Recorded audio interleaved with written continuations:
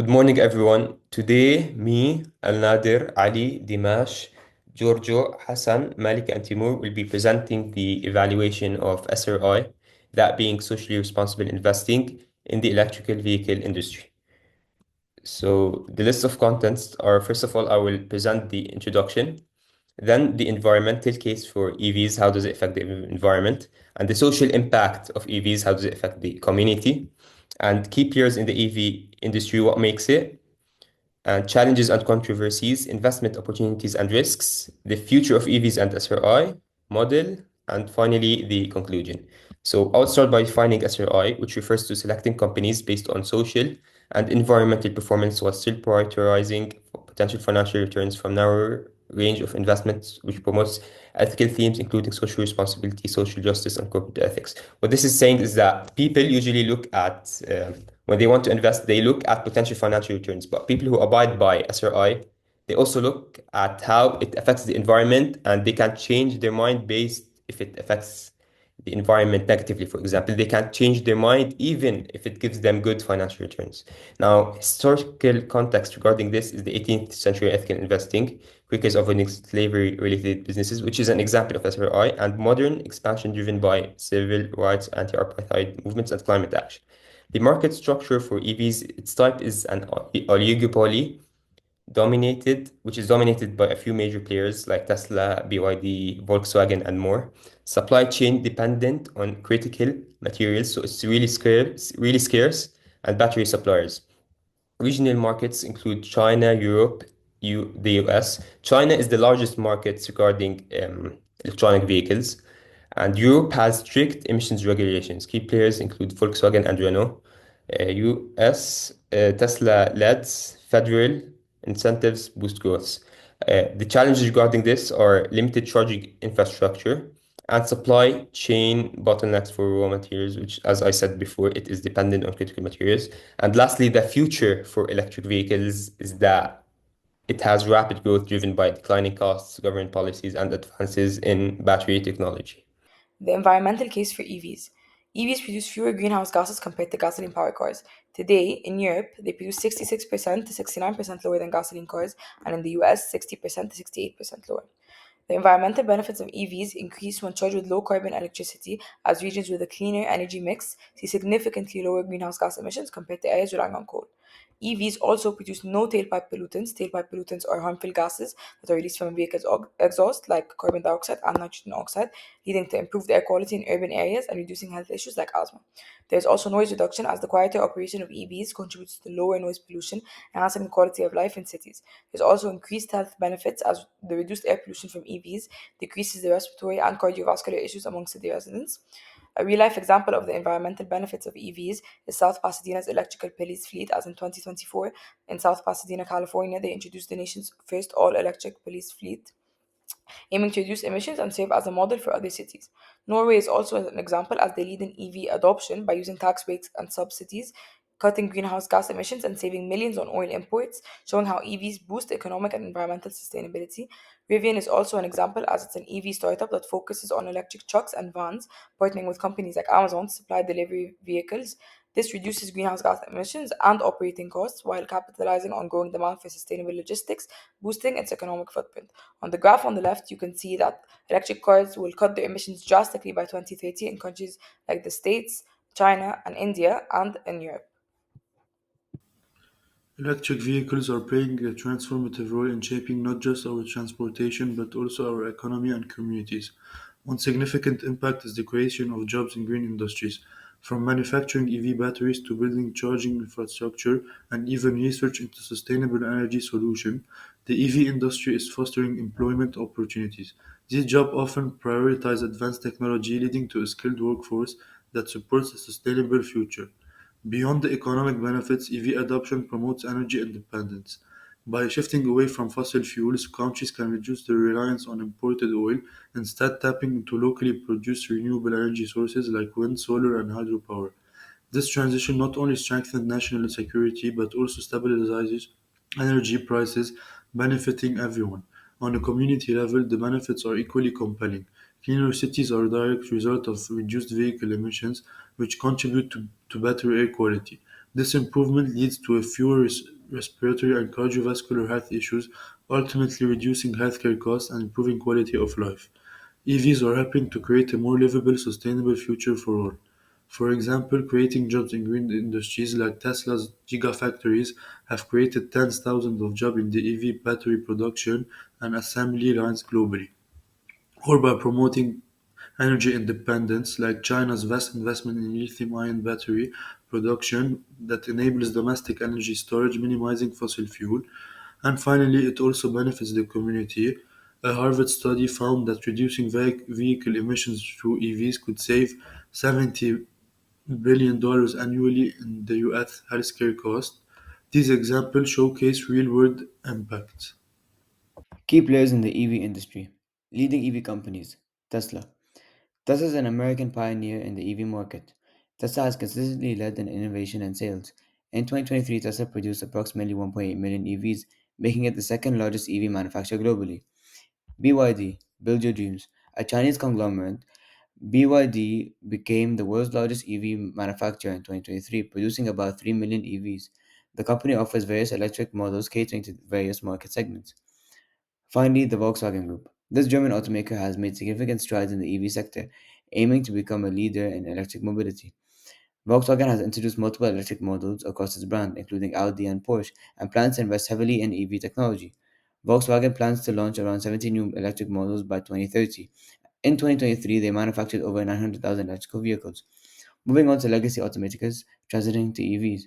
BMW. BMW's EV sales rose to 15% of total sales in 2023, up from 9% in 2022, with significant contributions from the BMW iX and i4 models. The company is investing over 700 million euros in its first EV-only factory, emphasizing its shift towards electrical mobility. Mercedes-Benz. Mercedes-Benz plans to invest 70 billion euros in electrification by 2025, aiming for electrical models to make up over 50% of sales by 2030. Key models like the EQS and EQC has consistently sold more than 35,000 units annually in Europe. These models are key to achieving Mercedes' target of electrical models comprising more than 50% of sales by 2030. Mercedes are driving sales, especially in European markets focused on sustainability. Audi. Audi is allocating about 28 billion euros towards electrification by 2027, with a goal to introduce over 20 electrical models by 2025. The Audi e-tron and Q4 e-tron are essential to this strategy. They sold more than 500,000 EVs worldwide in 2023, enhancing Audi's electrical vehicle sales as the brand moves to phase out combustion engines by 2033. Challenges and controversies in the EV industry. Ethical concerns around lithium mining and battery production. The first is the child labor and worker exploitation. The Democratic Republic of Congo produces 70% of the world's cobalt, much of it mined under unsafe and exploited conditions by the child labor. Amnesty International reports that 40,000 children work in a cobalt mine in the Democratic Republic of Congo, often exposed to toxic chemicals for wages as low as $2 per day. The environmental pollution. Lithium extraction consumes vast amounts of water, leading to a soil and water degradation in regions like Chile and Bolivia. Extracting 1 ton of lithium requires 500,000 gallons of water, severely depleting resources in arid areas. Graphite mining is also caused severe air and water pollution in China. Rivers near mines often turn black from contamination. The second is issues with supply chain sustainability, the dependence on China. China dominates the global supply of critical resources for EV batteries. If China restricts export, countries like the United States and Germany face supply crises as China controls over 70% of cobalt production, the 60% of lithium production, and the 90% of graphite production. The resource scarcity threat is also a problem. Increasing EV production intensifies demand for lithium and cobalt, both of which are finite. By 2030, lithium demand is expected to increase by 500%, potentially exhausting known reserves. Many untapped reserves lie in the ocean in the Clarion-Clipperton zone, but extraction is prohibitively expensive and environmentally destructive now. The third is challenges in scaling EV adoption globally. Infrastructure gaps. EV adoption requires widespread charging networks and grid upgrades, which are costly. Only countries like Norway and the United States can afford such investments, while Uzbekistan and other developing countries can't afford this. Affordability issue is also a problem. EVs remain unaffordable for many middle and low income consumers, especially in developing countries. The average EV price is $61,000 compared to 45,000 for traditional cars, creating barriers in adoption in countries with low GDP per capita. Investment opportunities and risks. First, let's start with growth potential. Global EV sales are surging, projected to make up over 30% of all vehicle sales by 2030. This growth is driven by rising consumer demand for sustainable transportation. Governments worldwide are implementing supportive initiatives, such as subsidies and emission reduction policies, while advancements in battery technology have drastically cut costs, making EVs more affordable. Additionally, supporting industries like battery manufacturing and charging infrastructure are expanding, with companies like Cattle and ChargePoint thriving in this ecosystem. However, there are risks. The EV market is highly volatile, with share prices often fluctuating due to speculation and high valuations. Technological barriers like limited driving ranges and lengthy charging times persist, though innovations like solid state batteries are promising. Finally, the sector's growth heavily depends on consistent government policies, as regulatory changes or subsidy reductions could negatively impact the market. To identify the best investments, prioritize companies committed to environmental impact with initiatives like renewable energy use. Ethical supply chains are essential. Look for firms ensuring responsible sourcing of critical minerals like lithium. Lastly, transparency and governance are key. Companies with strong ESG reporting and robust governance practices stand out as socially responsible investment opportunities. Electric vehicles, or EVs, are transforming the future of transportation through innovative technologies like solid state batteries, SSBs, and fuel cell electric vehicles, FCEVs. These advancements address key challenges such as range, charging time, and environmental impact. First, let's talk about SSBs. These batteries are smaller, lighter, and safer than traditional lithium ion ones. Their solid electrolytes reduce fire risks, while their greater capacity and faster charging times make them ideal for consumer needs. Importantly, they have a lower carbon footprint, supporting sustainability goals. Next, let's talk about fuel cell electrical vehicles. Using hydrogen to generate electricity, FCEVs produce only water vapor as a byproduct. They refuel in 3 to 4 minutes, offer a consistent range of around 504 kilometers in any weather, and even recover energy through braking. This makes them both efficient and practical for long-term use. EVs represent a positive externality of consumption, meaning they provide benefit to society that go beyond individual consumer private gain. Looking at the graph, we see the demand curve, which is also the private marginal benefit, reflects individual consumer benefits. The social marginal benefit is higher because electrical vehicles contribute to societal welfare with lower pollution.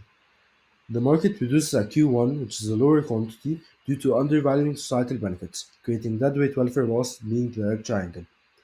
To correct this, more electrical vehicles need to be produced and consumed at Q2, aligning private incentives with societal benefits. From an investment perspective, electrical vehicles align perfectly with SRI goals by supporting environmental, social, and governance principles.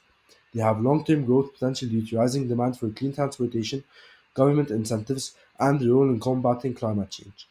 By adding EVs to your SRI portfolio, you're not just securing financial returns, but also contributing to a better future.